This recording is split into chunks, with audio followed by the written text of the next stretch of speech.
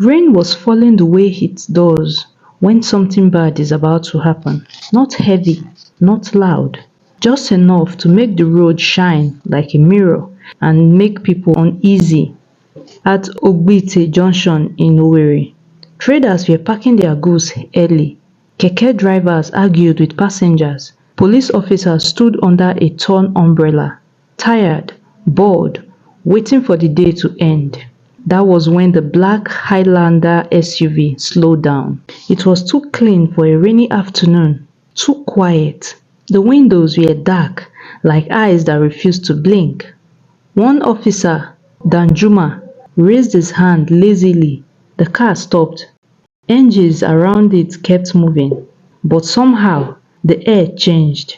It felt like when a generator suddenly goes off at night and everywhere becomes too quiet. The back door opened. A man stepped out. He wore a cream-colored agbada, spotless, no splash of mud, no sign of the rain touching him. Around his neck was a small gold cross. His beard was neatly trimmed, his face calm, too calm. When he smiled, one side of his mouth lifted before the other, like someone who had practiced smiling in front of a mirror. "Good afternoon, officers," he said gently.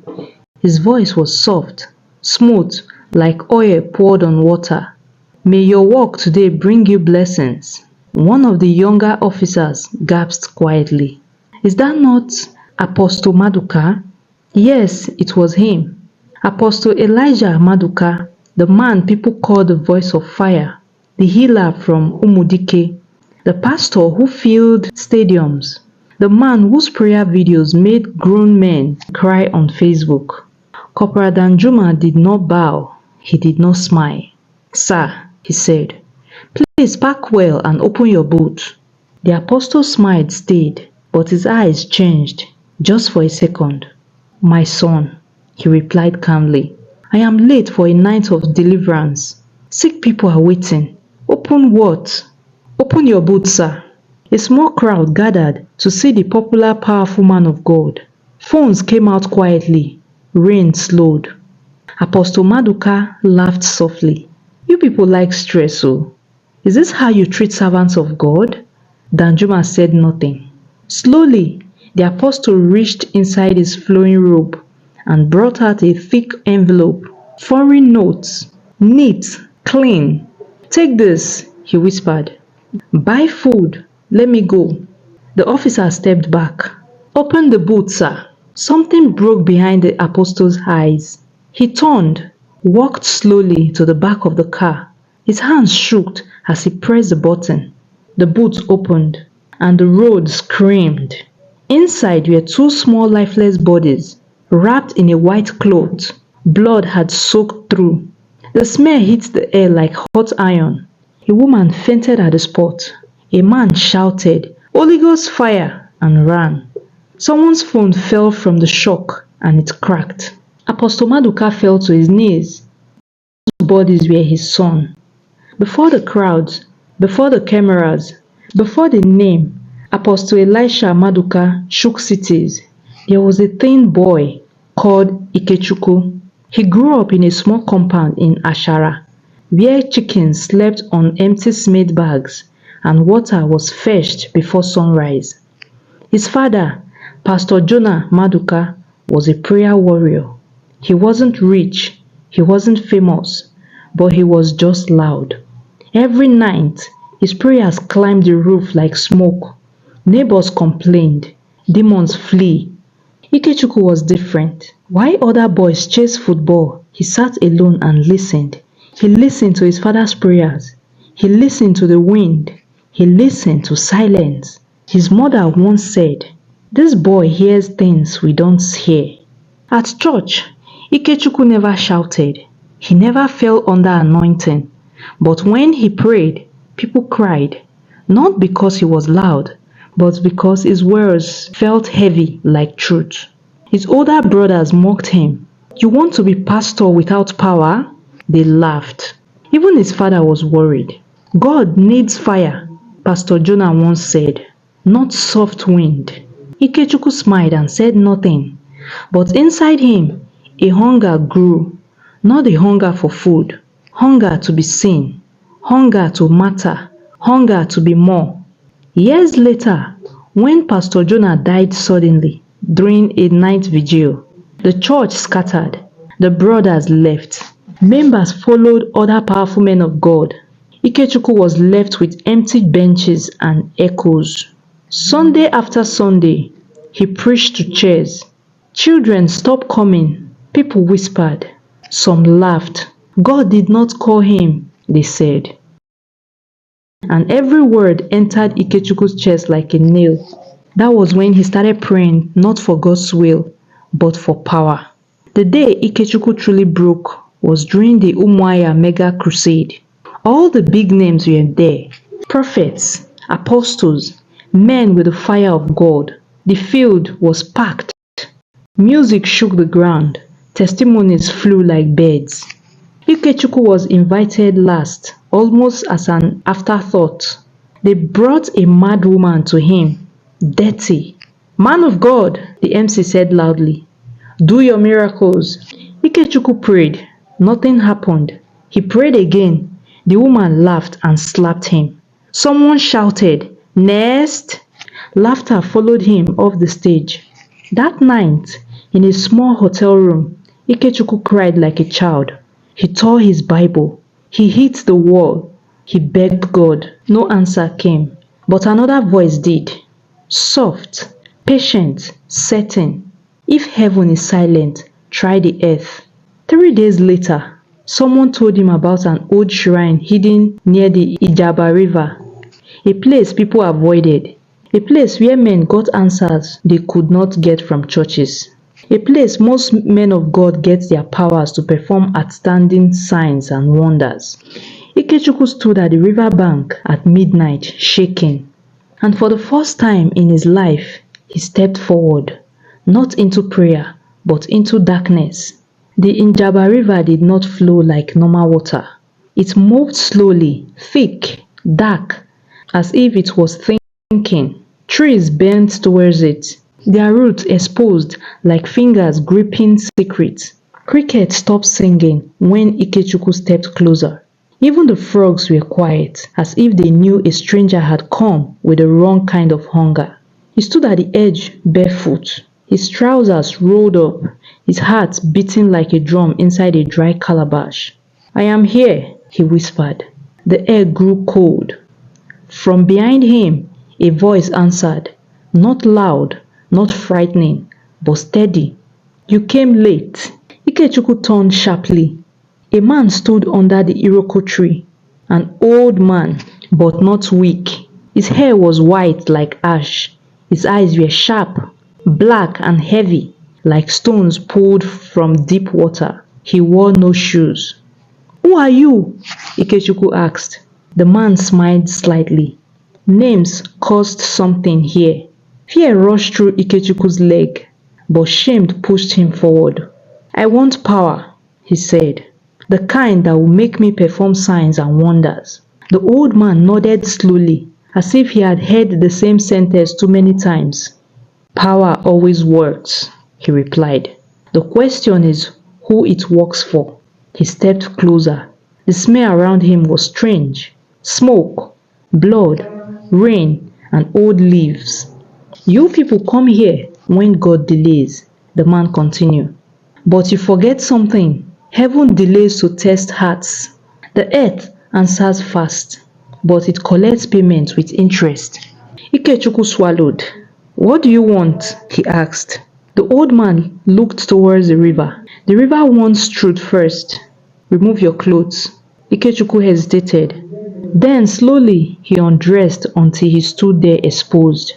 Rain touching his skin. The old man dipped a calabash into the river and poured the water on Ikechukwu's head. The water burned. Not like fire, like regret. Voices filled his ears, crying, laughing, screaming. Promises whispered in languages he did not know. You will be heard, the old man said. But every voice that answers you will want to be fed. What will they be fed with? Ikechukwu asked, shaking. The old man looked him straight in the eyes. love. That night, something entered Ikechukwu and something also left him forever. When Ikechukwu returned to Ashara, people noticed the change before he even preached. His eyes looked deeper, his shadows seemed heavier. When he prayed, the air felt tight, like a room with no windows. On his first Sunday, only 12 people came, mostly women. He stood on the altar and said just one sentence, "Stand up." A woman who had been bent for 5 years screamed as her back straightened. The church exploded. People shouted. People ran outside screaming, "It has started, oh!" By evening, the church was full. By the next week, people stood outside. By the third month, buses arrived from other towns. Ikechukwu became Apostle Elisha. Miracles flowed like rain in August. Blind eyes opened, crushes dropped, barren women danced with flat stomachs that would soon rise. But at night, the dreams began. Hands knocking, voices whispering, "We are hungry." The first demand came quietly. "A small thing," the voices said. Someone close, but not too close, just to show commitment. That week, his cousin Chinedu disappeared. The same cousin who helped him clean the church when nobody came. The same cousin who shared garri with him when there were no offerings. People searched for Chinedu, but he was nowhere to be found. Miracle increased. Apostle Elisha preached harder. He smiled wider, gave more money, built more rooms in the church. But inside him, something started to rot. He told himself it was coincidence. Fame came fast, faster than expected. Apostle Elisha moved to Owerri, then to Lagos. He married a quiet woman named Ngozi, who believed him with her whole chest. They had 2 boys, bright boys who called him daddy and waited by the gate when he traveled.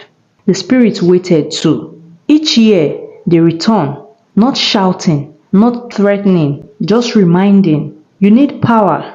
The power source needs to eat. First, it was an uncle, then a church worker, then a driver. Each disappearance fed another miracle. Apostle Elisha stopped sleeping. His prayers changed. He no longer prayed for people, he commanded things. His laughter became short. His eyes avoided mirrors. Ngozi noticed. "You are not the same," she whispered one night. He snapped at him. "Don't question grace." Love sometimes chooses silence to survive. But the final request came like thunder. "Your sons." Elisha screamed that night. He fasted. He prayed. He begged God again for the first time in years. Silence answered him. The water spirit waited. And the power he got stood behind him, breathing. The night the water spirit asked for his sons, Apostle Elisha did not sleep. He sat on the floor of his prayer room till morning. No light, no music, no speaking in tongues, just breathing. His hands trembled as if cold water was running through his bones. Outside, the generator in the compound went off. Darkness swallowed the house. Only the sound of his son's breathing from the other room reminded him that life was still moving. He crawled to the wall and pressed his head against it. "No!" he whispered. "Not them." The room stayed quiet. At dawn, he went to their room and watched them sleep. Little Samuel held his brother, David, like he was afraid the world might steal him. Elisha felt something cracked in his chest. Not loud, not sharp, just a slow breaking, like dry wood bending. He touched Samuel's hair. "I did this for you," he whispered, "so you would never suffer." But that was the lie he told himself, the lie that dressed evil in fatherly love. That same week, he sent Ugozi away. "Go and stay with your sister in Oka," he said. "It's not safe here, too many enemies." Ugozi wanted to argue, but when she looked into his eyes, she saw a stranger. So she packed her bags quietly. She kissed her sons and promised to return soon. She never saw them alive again. On the 3rd night after she left, Elisha locked the gate himself. He cooked their favorite food, rice and fried plantain. He smiled. He cracked jokes to them. He told stories from his childhood. The boys laughed. After they slept, he carried them one by one and slaughtered them. When it was done, the house went silent in a way that even the walls felt ashamed. Outside, dogs barked non-stop. Inside, Apostle Elisha screamed without sound. By morning, the power in the church doubled. After the death of his sons, Apostle Elisha rose like a king. The ministry exploded. International invitations came. Television programs, politicians knelt before him in secret. His church grew so big that they had to build overflow tents that stretched like refugee camps.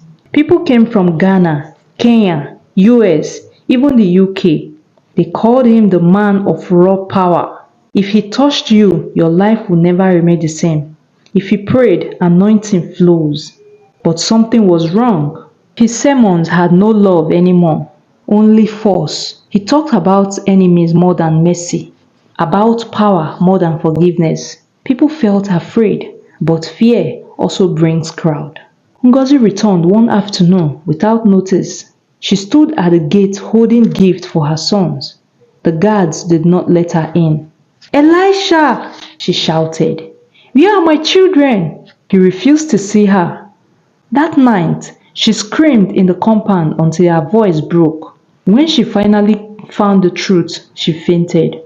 The next morning, she left. Inside, Elisha and the river spirit celebrated. But those kind of spirits do not celebrate forever. They keep demanding. Each miracle demanded more. Each year, someone vanished. A choir leader, a cousin, a young girl who volunteered at the church. People started noticing, but nobody spoke because the blind were seeing, the lame were walking, signs and wonders were taking over the whole city. But inside Elisha, fire began to burn him. His hands shook, his smile cracked, his dreams filled with blood and crying children. The day Apostle Elisha was arrested, the sky looked strange. Not dark, not bright, just confused.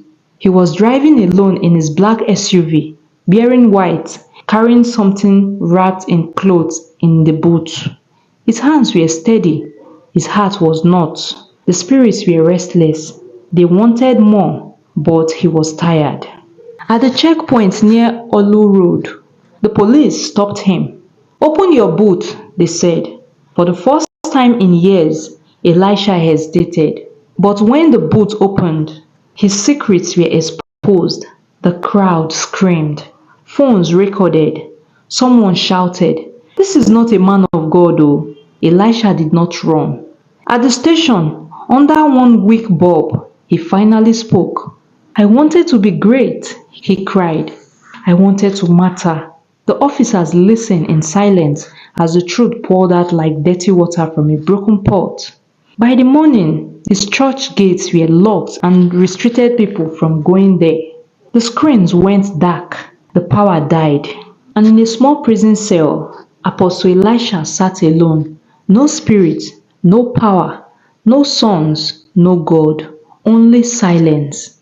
The prison cell did not care who Apostle Elisha used to be. The walls were rough, brown, and wet with old pain. The floor smelled of urine and forgotten tears. A small window sat high, too high to see the sky properly. Only light entered, freedom did not. Elisha sat on the thin mattress, knees pulled to his chest. For the first time in many years, nobody called him daddy. Nobody asked him to pray. Nobody knelt. Silence wrapped him like a burial cloth. At night, he waited for the whispers. They did not come. The spirits that once shouted inside his head were gone. They had eaten, they had finished, and they left him empty like a dry well that once drowned people. That was when the memory came. Not the miracles, not the crowds, not the money. His sons, Samuel's laughter, David's small hands holding his robe, the way they ran to him when he returned from crusades. Elisha screamed, not loud, not dramatic, just a broken sound that sank into the wall and died there. He hit his chest until it hurt. Pain was the only thing that still responded to him. "I just wanted to serve God," he whispered. The walls did not answer. Far away in Ashara village, Mama Grace Maduka sat under an orange tree, peeling yams slowly. Her back was bent, her eyes were old but still sharp. She had prayed every morning for her son since the day she pushed him into the world. A boy ran into the compound, shouting, "Mama! Mama!" She looked up. "Your son, Apostle Elisha. They said they caught him." Her knife fell. "They found lifeless bodies in his car boot," the boy continued, shaking. "They said they are his own children." The old woman ran around the orange tree in confusion, like she was looking for something. Mama Grace did not scream at first. She stood, staring at the ground like it had swallowed her soul. Then a sound came out of her chest, a sound older than language. She collapsed. For days, she did not eat. "I washed him with prayers," she whispered. "How did evil thought followed him?" Nobody answered. In the night, she sat alone and cried until her tears dried.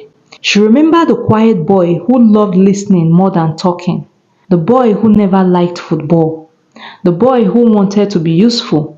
"Where did we lose you?" she asked the darkness. The darkness kept quiet. After Apostle Elisha fell, something changed in the land. People stopped running to every miracle happening churches. They began to ask questions. Churches that once overflowed became half empty. Some pastors removed their titles quietly. Some ran abroad. Some stopped miracles suddenly. Fear entered pulpits. People whispered in buses. So this is how these so-called powerful men of Satan get their powers to perform signs and wonders. And God is quietly watching them? Now wow. Parents watch their children more closely.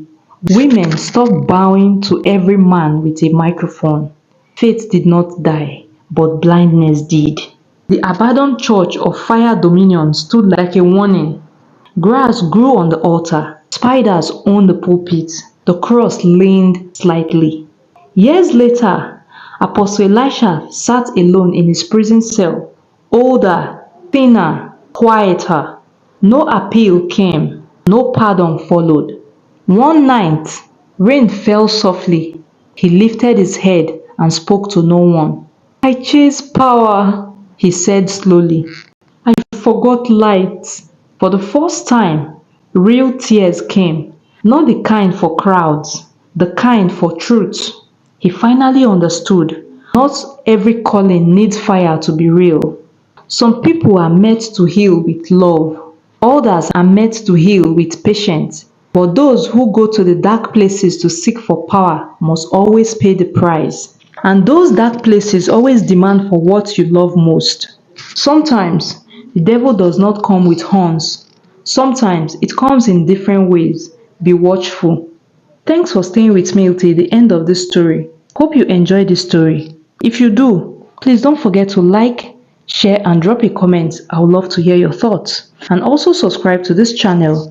Turn on your bell notification so you get notified when an interesting and educating stories like this drops. See you in the next video.